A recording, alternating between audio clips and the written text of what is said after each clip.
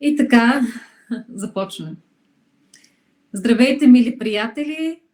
Аз съм Елена Терзиева, а с мен е една дама, която винаги много ме е вдъхновявала, винаги с много усет към чувствата, към емоциите, към вътрешния свят, много интуитивно действа винаги, когато при нея съм се консултирала, всичко, което ми е казала, на 99% ми е било от полза.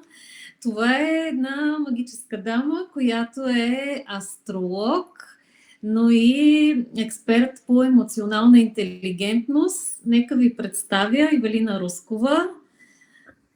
Здравей!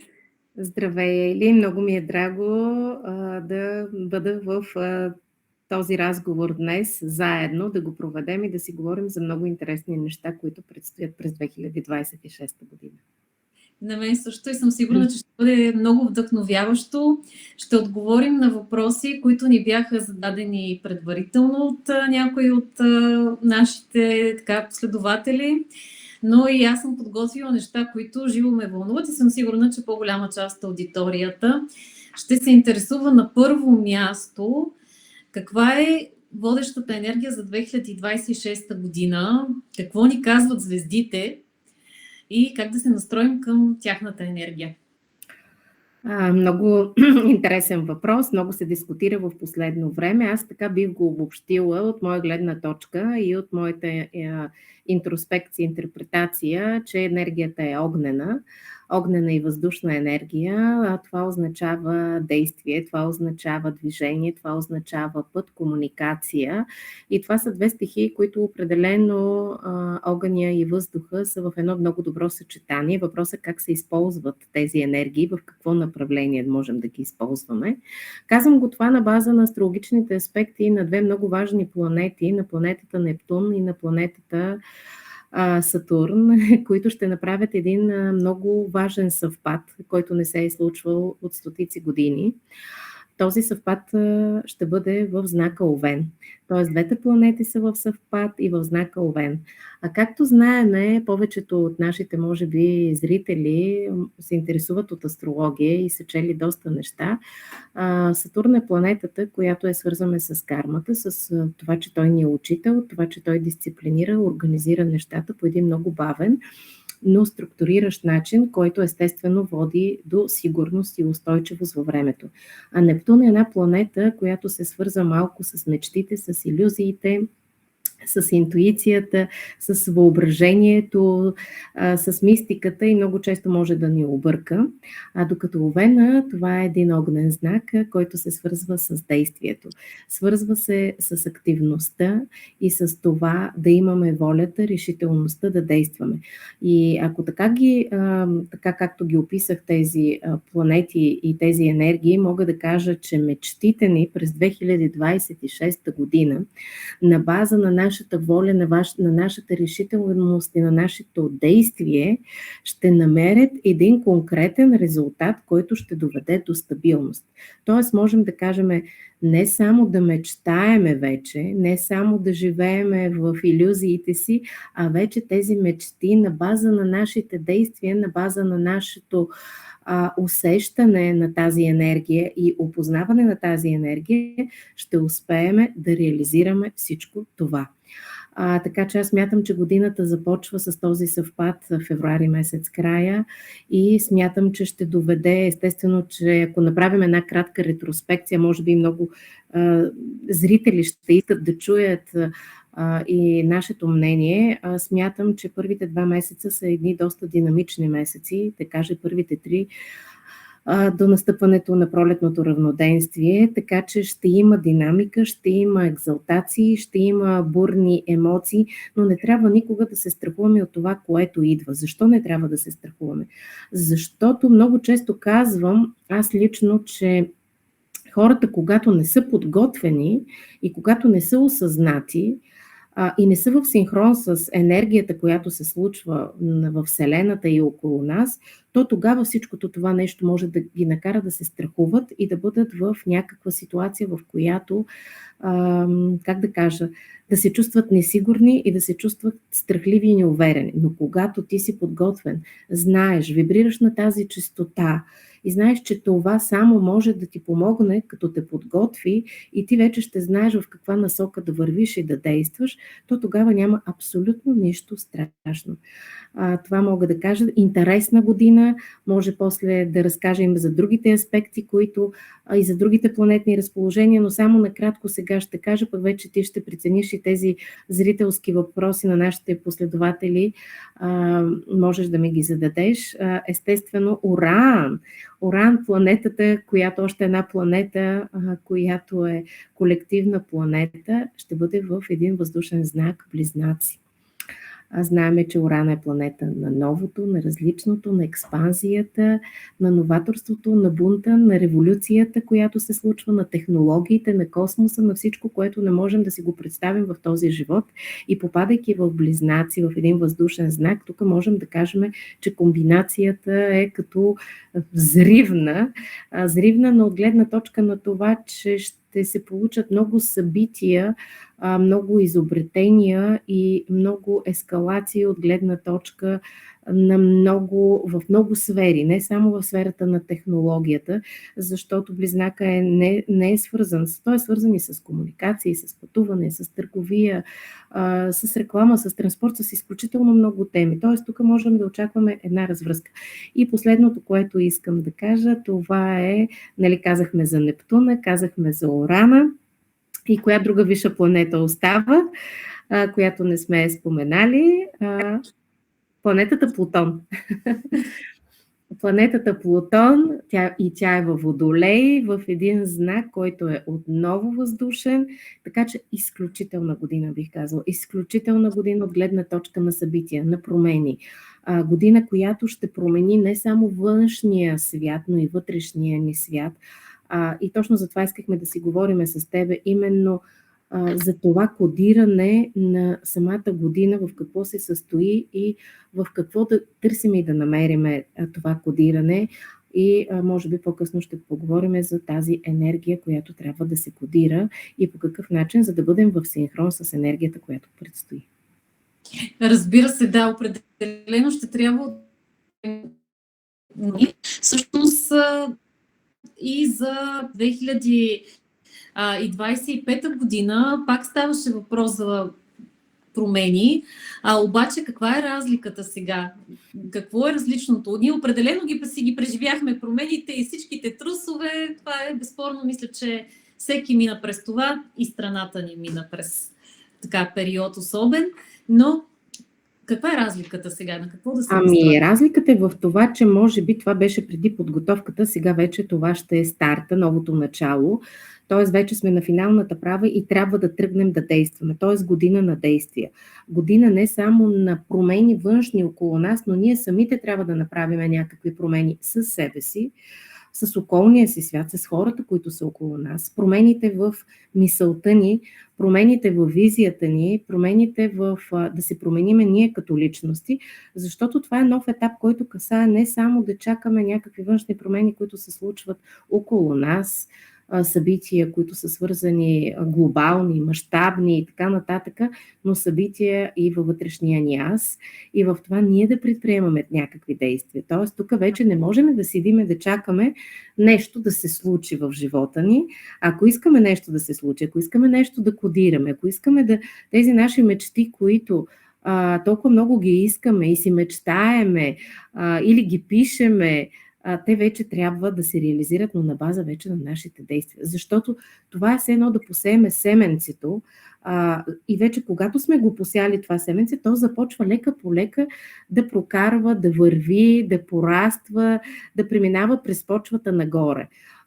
Това ни очаква, това ще се зароди и това е в Овена, да посееме семенцето. И това е годината на посяване на семенцето.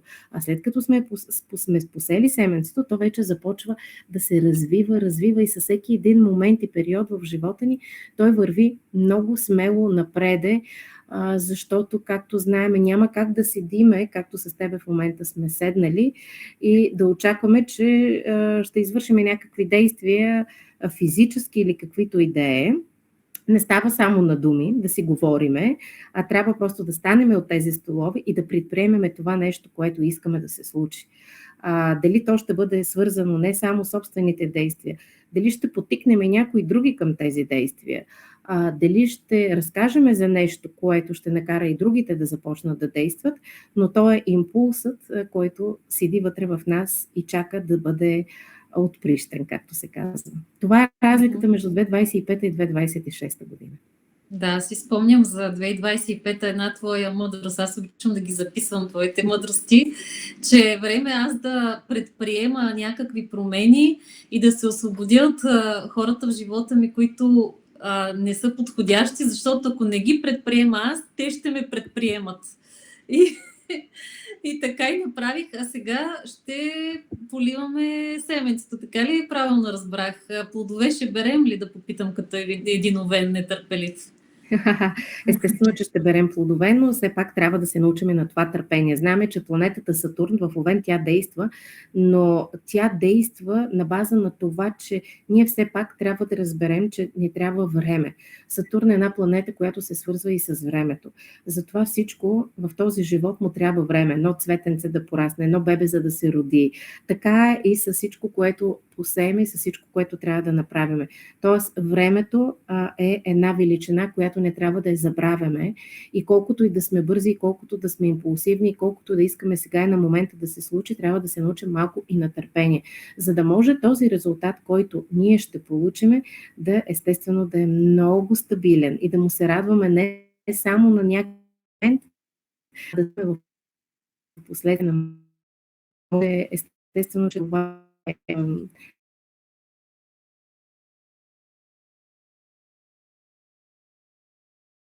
трябва да постъпиме с малко търпение и да не прибързваме в собствените си действия. Да действаме, но разумно да действаме, т.е. да включиме разума и след разума вече да направим едно практично действие, което ще доведе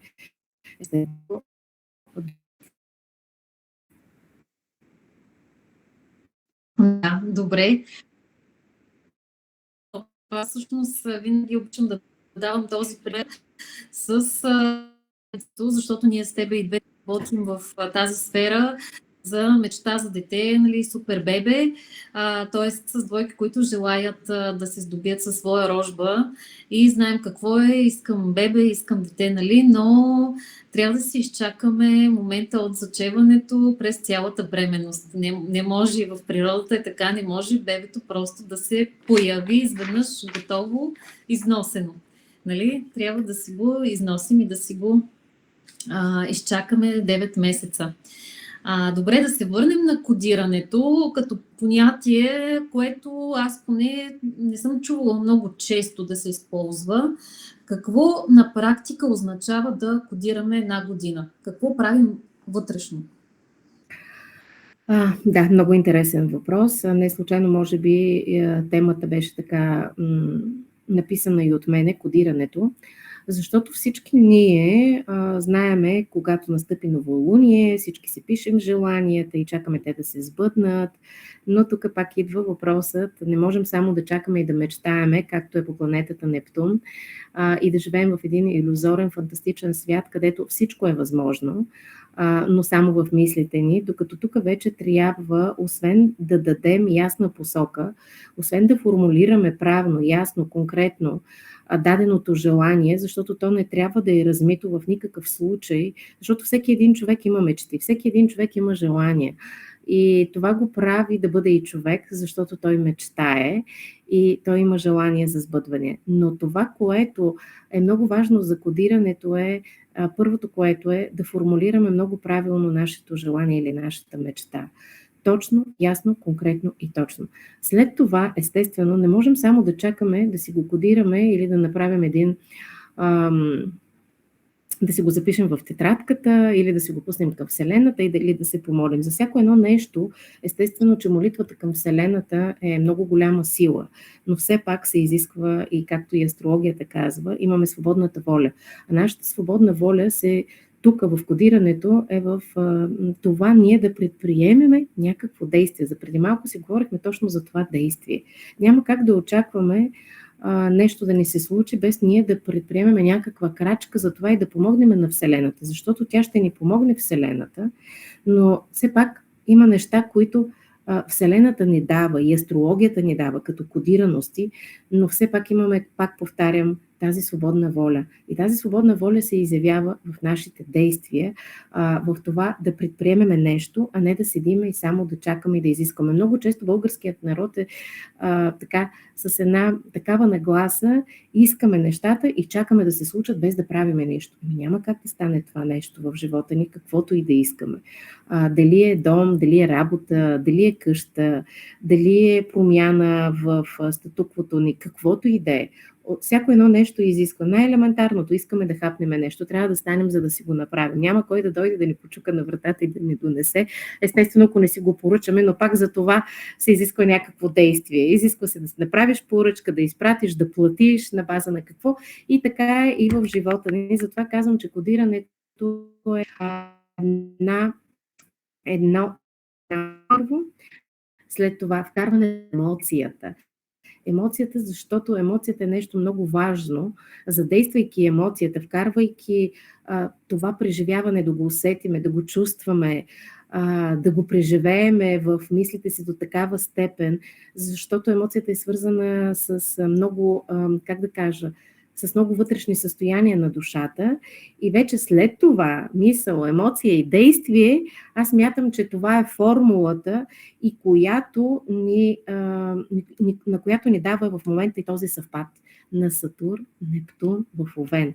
То е равно на мисъл, не по-скоро на мисъл, на мечтата ни, която имаме в случая Нептуна, на емоцията, която също не дава Нептуна, Овена, което не е действието, и Сатурна е крайният резултат. Аз мятам, че точно това е, ако трябва да го преведа от астрологичния език на по-разбираем език, то това е кодирането и в това трябва да следваме насоките на тези планети.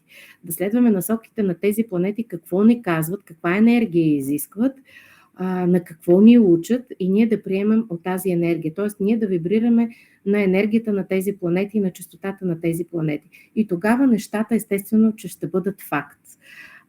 И няма за какво да се чудиме, просто защото на някои хора им се получават нещата в живота, на други хора не им се получават. И двамата мечтаят, но не е въпроса само как мечтаят.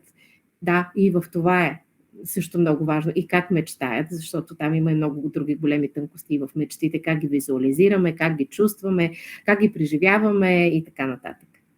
Да, добре. Чудесно. Можем ли да кажем, че Сатурн ще ограничи малко Нептун и ще ни предпази от това да не влезем в някакви илюзии, а да си останем в реалността и в мечтите все пак да си следваме?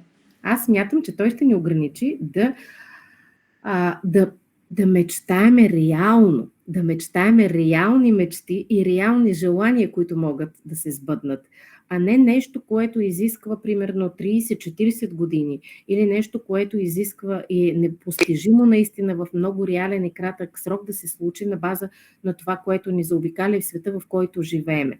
В това ще ни накара. Иначе той няма да спре да ни кара да мечтаеме, но да мечтаеме реално и практично, заземено, с разума си и да знаеме коя мечта наистина и кое наше желание може да се осъществи на база на нашите усилия. Защото Сатурн иска все пак от нас усилия. Той не е планета, която така просто седиме и ни се случват нещата. Труд, работа, постоянство, отговорност, сериозност, време. И на база на всичко това, ако правиме всичките тези действия на база на планетата Сатурн и мечтите ни, които сме ги и направиме плана по Сатурн и си го направиме плана, както всяко едно действие, казах преди малко, време, до какъв период, как да се организираме, да си направим стъпките на организацията, да планираме нещата и това нещо си го запишеме и работиме по този график и по тази система, то смятам, че няма непостижими неща, които да се случат, да не ни се случат. Чудесно. Преди малко спомена за емоциите, колко са важни, как трябва да влагаме емоция и да обърнем внимание на въпроса като по емоционална интелигентност. Кажи ми, кои гласи, кои модели, кои блокажи е добре да освободим от себе си, за да саботират през 2026 година? О, да. Това са гневът, омразата, страхът и тъгата. И ако влеземе в тези емоции, много често, независимо дали влеземе в една или в няколко или в абсолютно всичките, те могат до такава степен да ни блокират, до такава степен да ни отнемат това, което искаме. И защото това са емоции, които наистина могат да накарат човека да слезе на много ниско, на много, как да кажа също, то не е естествено, ами деградивно място в живота.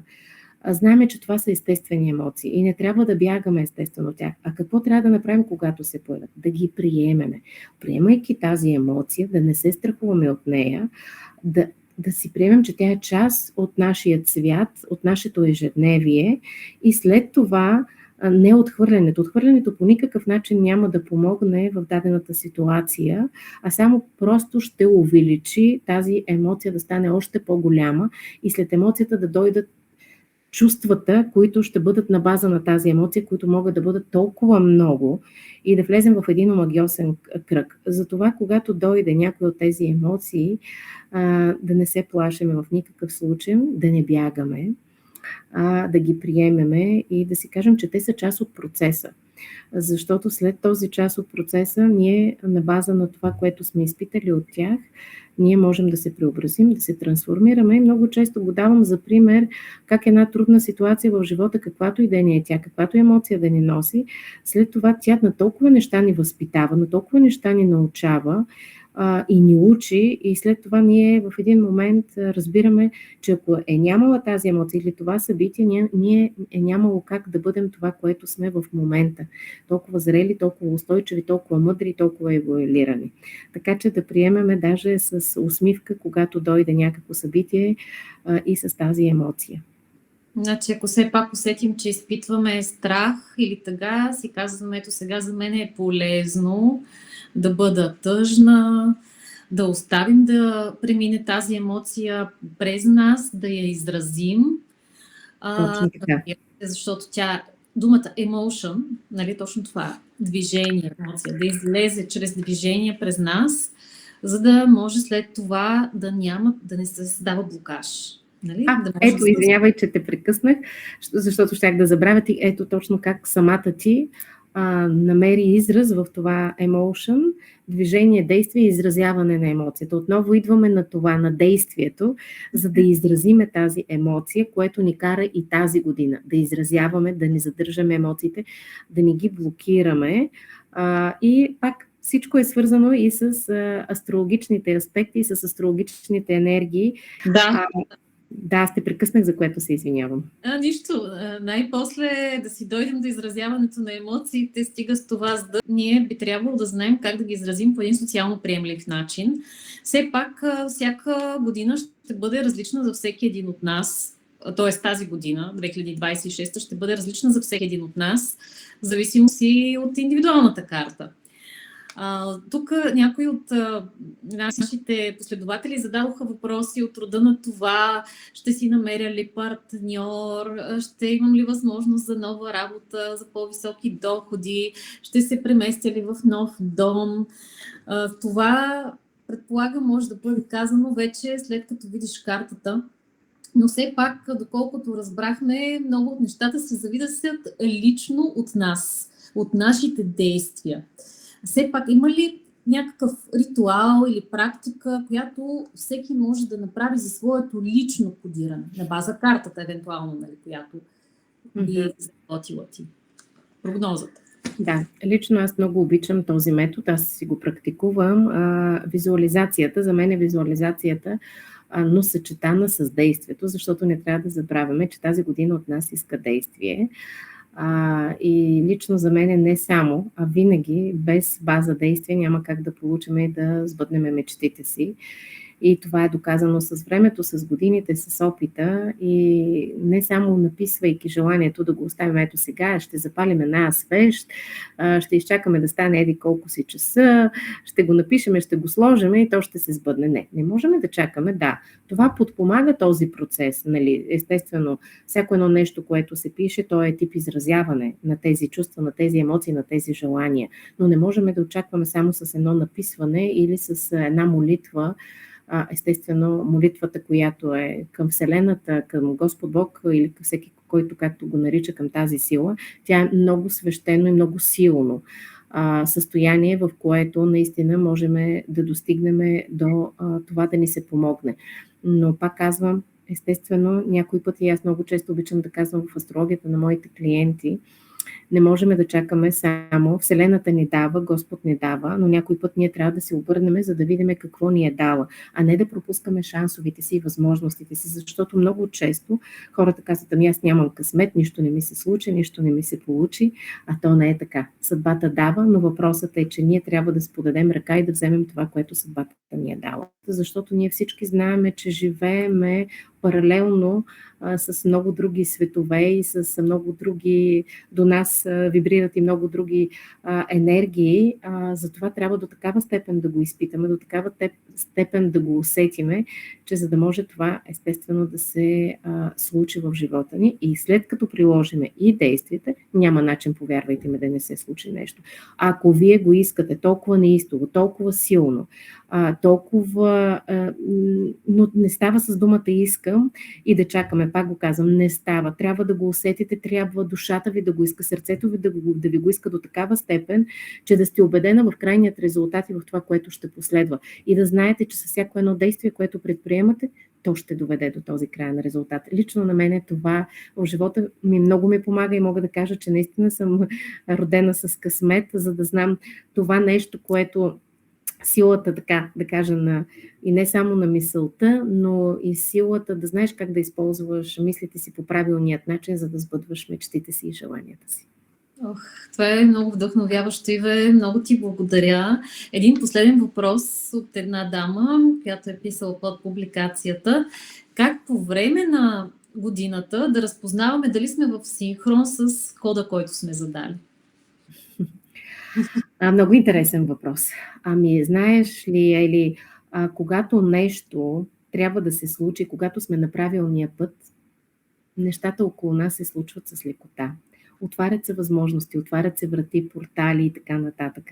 Тоест, ние знаеме, че нещата ще се случат. Това не значи, че ако имаме някаква лека трудност или някакъв проблем, това е стопаж. Не, това не е стопер. Това е просто предизвикателството, поредното или пътя, по който ние трябва да извървиме. Но ако видиме, че по пътя ни постоянно, нееднократно, т.е. постоянно имаме някакви перипети, сериозни, които водят до не само до неосъществяване на дадената цел, която имаме, но елементарно да го кажем така, във всяка една ситуация това ни падат ни вибрациите, падат ни емоционалното ни състояние. Влизаме в едно психоемоционално състояние, което, как да кажа, ни влияе зле на физиката, на психиката ни, на нашето здраве, то тогава трябва да знаем, че ние сме по грешният път и че това не е нашият път. Защото когато Вселената иска да те предпази от нещо, тя ти изпраща някой път именно такива събития в живота ни. Те трябва да ни са подсказка, че времето, може би, че това не е нашето, или че това не е нашият път, че това не е нашия човек, или че трябва да излезем от дадена среда. То просто от срещната страна или от срещната обстановка или събитие провокира така, че ние по някакъв начин да се дръпнем и да се махнем от дадената ситуация. Но въпросът е пак отново пак казвам, да разбереме, да усетиме че това е за нас и че това е знакът на съдбата. Защото не да бъдем като някакви, така, както се казва много често, да удряме в стената с рогата си и виждаме, че тя не може да се събори. Няма как да се събори само с едни рога. Трябват, може би, много по-сериозни инструменти за това. Така че някой път трябва да дадем крачка назад и да знаем, че съдбата е подготвила нещо много по-добро за нас и което ни чака. И просто да проявиме това търпение, тази благодарност, тази смиреност, бих казала, смиреност и приемане, за да може да се случат нещата, които ние искаме в живота си. Да, това беше много хубава метафора с стената, много венска такава.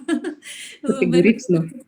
Който обича независимо, той е решил, че от тук ще мине, може някой да отвори вратата, но той е решил, че ще мине през стената и така. Значи тая година, като се отвори врата, минаваме през вратата и търсим отворените пътища. Това са нашите пътища, това е нашия код.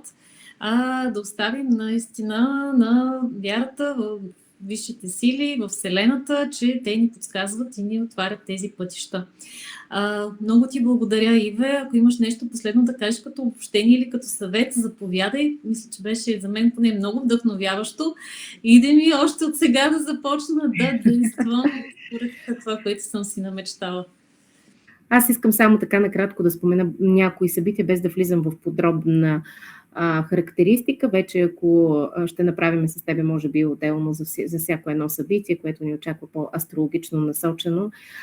Но другите събития, които ни очакват, както казах, са доста планети, доста промени. Юпитер ще бъде първата половина на годината в Рак, след това ще влезе в Лъв, така че влизайки в Лъва вече от юли месец нататък ще видим една много силна и голяма изява, която ще може всеки един да изрази себе си. Не трябва да забравяме, че имаме тази година 2 луни, 2 слънчеви затъмнения, които ще бъдат в много важни знаци и в Водолей, и в Лъв, и Девата, и Рибите ще бъдат засегнати. Много може да се говори на тази тема, само ще ги изброя в следващите ни подкасти, ще си говорим за тях. Естествено ще си имаме тази година, както всяка година, ретроградни Меркурий, който ще бъде 3 пъти, то само във водните знаци. Това е много рядко срещано явление, защото тук чувствата, емоциите, преживяванията ще бъдат на заден план, връзките ни, отношенията ни до някаква степен и преживяванията ни. И не на последно място ще си имаме една прекрасна ретроградна Венера, която ще бъде към края на 2026 година, която наистина ще остави и ще върне недовършените неща в любовните ни аспекти.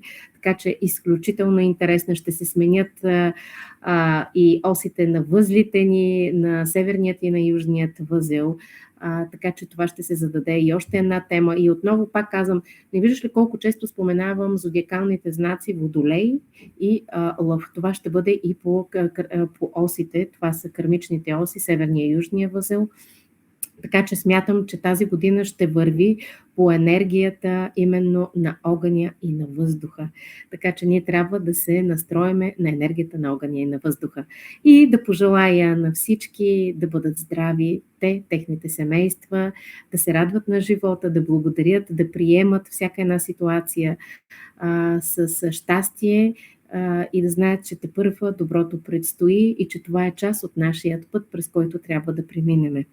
И една наистина мирна и още по-добра година с пожелания и с молитви да бъде наистина по-добра за България и за целия свят. Благодаря, Иве. Наистина най-доброто предстои. Платихме достатъчно. От тук движим спрямо кода и спрямо вратите, които ни се отварят и пътищата пред нас. Благодаря ти, че зададе и тази тема за това, че нашия подкаст тепърва започва. С тази тема отваряме вратата. Ще продължим с женската енергия другата седмица.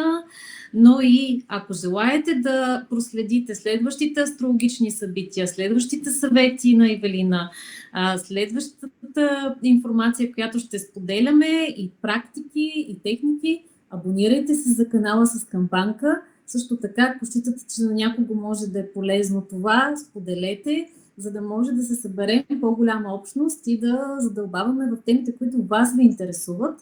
Ще очакваме вашите коментари и въпроси. Пожелавам ви много светли рождествени дни и щастлива Коледа!